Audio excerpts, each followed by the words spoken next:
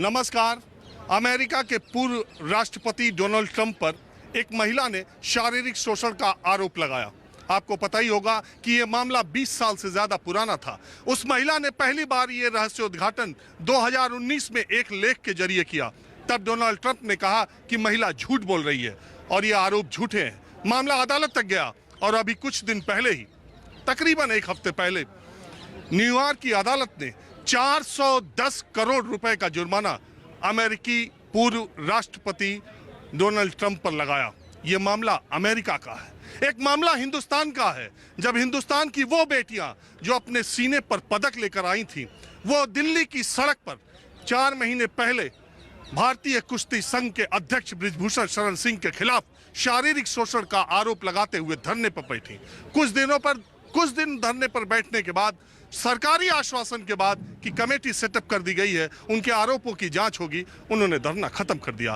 3 महीने के बाद 23 अप्रैल को वो बेटियां एक बार फिर से दिल्ली के जंतर मंतर पर धरने पर बैठी हुई हैं। आज 25 दिन के करीब होने को है और अभी तक अगर देश की सर्वोच्च अदालत सुप्रीम कोर्ट ने फैसला न दिया होता और कहा न होता कि दिल्ली पुलिस इस मामले में FIR करे, तो पता नहीं देश की सबसे तेज तर्रार दिल्ली पुलिस इस मामले में FIR करती भी या नहीं करती।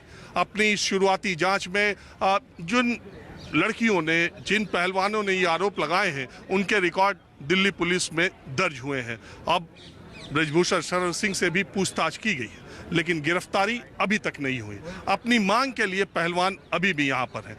लेकिन ये कैसा देश है, ये कैसा समाज है, ये कैसे हम हैं कि जिन खिलाड़ियों के जीतने पर, जिनके तिरंगा लहराने पर 125 करोड़ के देश को इतना गर्व हुआ था, आज उनके धरना देने के 25 दिनों के बाद मैं, चूंकि कर्नाटक चुनाव में था, दूसरी बार यहाँ पर आया हूँ और सबसे पहले मैं यहाँ का माहौल दिखाता हूँ। ये देखिए, 125 करोड़ के देश के कितने लोग यहाँ पर उन खिलाड़ियों को अपना समर्थन देने के लिए आए। इसमें एक पार्टी के नेता भीम आर्मी के चंद्रशेखर भी आए, उनके कुछ समर्थक भी हैं। तो ये पहलवान क्या अपनी लड़ाई अकेले लड़ेंगे?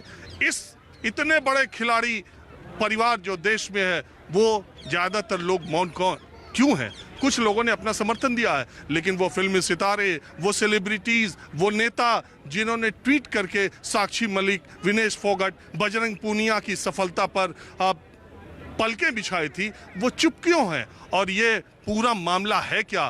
क्यों बृजभूषण शरण सिंह ने इस्तीफा नहीं दिया? क्यों बृजभूषण शरण सिंह कहते हैं कि ये हरियाणा और उत्तर प्रदेश का मामला है, ये 2 राज्यों की राजनीति है, ये जाटों का पहलवानी पर वर्चस्व बनाए रखने का मामला है? ये क्यों कहा कि बृजभूषण शरण सिंह ने कि ये ओलंपिक्स भारतीय कुश्ती संघ के चुनाव से मसला जुड़ा है? अगर सियासत है भी तो क्या इन खिलाड़ियों के मांग पर या इन खिलाड़ियों का धरना प्रदर्शन ऐसे ही जारी रहेगा? कहा यह भी जाता है कि बृजभूषण शरण सिंह ने खेल के नियमों में कुछ बदलाव कर दिया, जिससे हरियाणा के पहलवानों को दिक्कत हो गई। ये मामला उससे जुड़ा हुआ। तो आज माहौल क्या है, मैं पहलवानों से और इस मुद्दे से जुड़ी सारी बातें आपके सामने रखने की कोशिश करूंगा। दोनों पक्ष क्या है और मामला कहां पर रुका हुआ है, और अगर ऐसी स्थिति है तो देश के दूसरे इलाकों के पहलवान इसमें समर्थन में क्यों नहीं आए? क्या बृजभूषण शरण सिंह के डर से और इन पहलवानों के करियर पर जो अब आंच आएगी,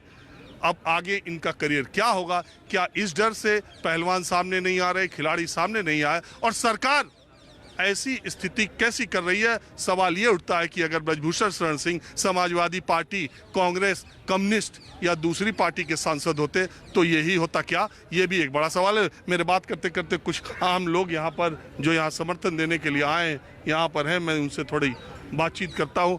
मैं ये कह रहा हूँ, अगर ये धरना इतने दिन हो गया, कोई आदमी पहली बार आएगा, देश विदेश तक इसकी चर्चा है, आपको लगता नहीं कि जन समर्थन, ये समाज, ये देश इस पूरे मसले पर कंफ्यूज है कि आखिर सच है क्या?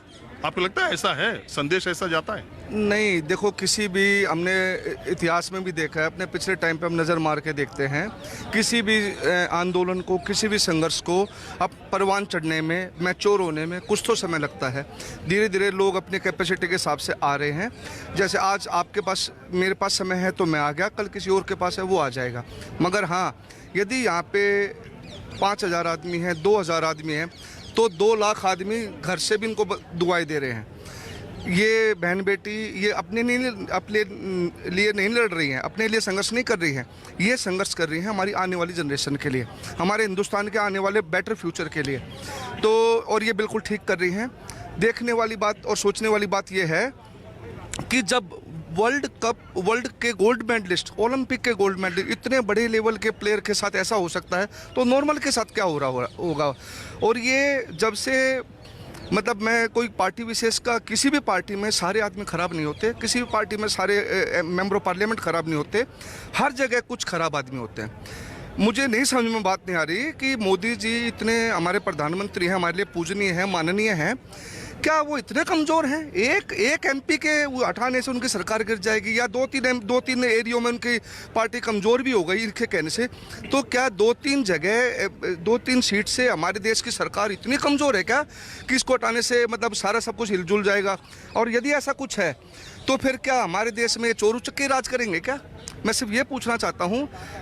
और हाँ, वो तो बार-बार ब्रजभूषण शरण सिंह आपने सुना होगा, हाँ, उनकी बात, हाँ, वो ये कहते हैं कि कुश्ती महासंघ का इलेक्शन आना था, ठीक है। ये हरियाणा लॉबी पहलवानी पर इसका वर्चस्व है। हाँ। वैसे भी देश में पहलवान अगर आप देखेंगे तो मिला जुला के एक तो हरियाणा के जाट मजबूत हैं भी, हाँ। और दूसरी बात है कि उनका वर्चस्व भी है, हाँ। और वो हमेशा आगे रहते हैं। वो जो खेल के नियमों में बदलाव किया कि अगर आप ओलंपिक के लिए क्वालिफाई कर जाते हैं तो भी आपको कैंप में आना होगा, और नेशनल चैंपियनशिप, ये बदलाव किया।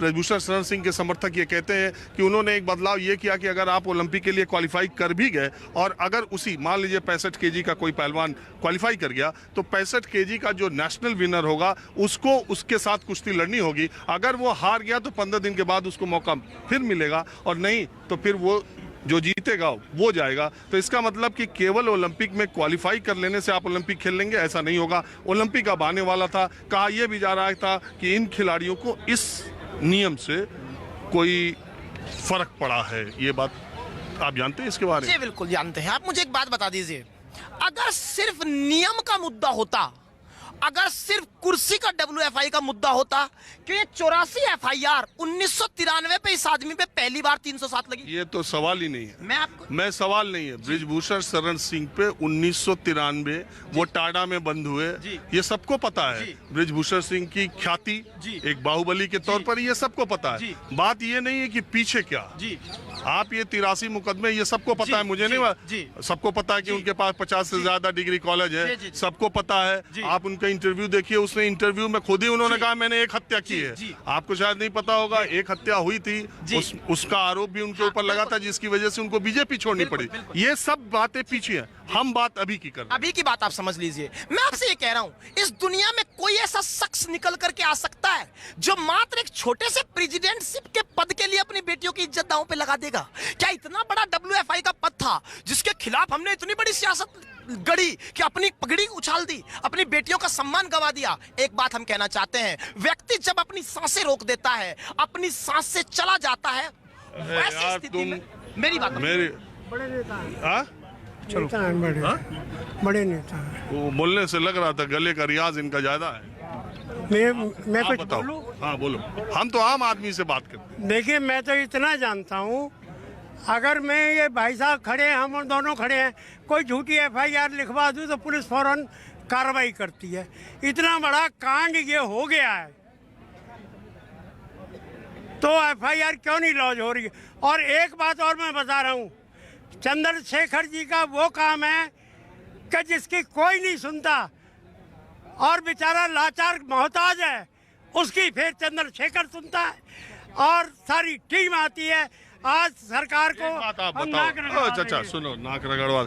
एक बात बताओ, ये जो मसला है इसमें राजनीतिक दलों के आने से क्या ये आंदोलन कमजोर हुआ है या मजबूत हुआ? क्योंकि कई लोग कह रहे हैं अरे इसमें प्रियंका गांधी आ गई, उनको सच्चाई नहीं मालूम थे, अरे इसमें तो केजरीवाल आ गए, नहीं, उसमें इसमें तो ऐसा है, चंद्रशेखर आ गए। अगर- ये तो भारतीय अगर- जनता पार्टी के खिलाफ वाला मंच है। हाँ, अब वो तो ये बहाना ढूंढेंगे ही, क्योंकि अगर किसी पार्टी का यहाँ नुमाइंदा आता है तो वो उनको बहाना मिल जाता है कि हमारे अगेंस्ट हैं, ये हमारे विरोध हैं, ये हमारा झूठा विरोध उठाएंगे। लेकिन हम किसी पार्टी के नहीं हैं, हम तो एक लाचार मुहताज जिसकी आवाज़ को कोई नहीं सुनता है, और उसके लिए चंद्रशेखर आज़ाद खड़ा है। सवाल और ये उसकी है कि टीम जब खड़ी हम है। ये दम्भ भरते हैं कि दुनिया का सबसे बड़ा लोकतंत्र हिंदुस्तान है, तो लोकतंत्र में अपनी आवाज को उठाने का तरीका यही है, धरना प्रदर्शन है, अनशन है, और विपक्षी दलों का काम है कि सरकार के खिलाफ या सरकार में बैठे लोगों के खिलाफ कहीं कोई आवाज उठती है अन्याय की, तो उस आवाज के साथ विपक्षी दल अपनी आवाज में आवाज मिलाएं, और जो पीड़ित लोग हैं, जिनके साथ अन्याय है, जिनके साथ गलत हुआ है, उनको न्याय मिले, ये दबाव बनाने का काम विपक्षी दलों का लोकतंत्र में होता ही है। तो इसमें अगर सियासत है भी, लेकिन फिर भी अगर देश की शान बेटियां अपने इज्जत को दांव पर लगाकर अपने शारीरिक शोषण की बात सार्वजनिक तौर पर करती हैं, तो ये बहुत हिम्मत की बात है। और इन पहलवानों ने जो काम किया है उसमें अभी तक जो इनकी मांग है या दिल्ली पुलिस का अभी तक जो रवैया है वो उससे संतुष्ट नहीं है। आज अब इन्होंने तय किया है कि अपने धरना प्रदर्शन के साथ साथ ये रोज नए कार्यक्रम करेंगे। कल मंगलवार का दिन था, इन्होंने कनॉट प्लेस के प्रसिद्ध और पुराने हनुमान मंदिर में जाकर दर्शन किया और न्याय की गुहार हनुमान बजरंग बली से भी लगाई। आज इनका जो कार्यक्रम है वो गुरुद्वारा जाने का है, वहां मत्था टेकने का है। मैं अब इसके बाद इन खिलाड़ियों के साथ आपको गुरुद्वारे की तरफ ले चलूंगा।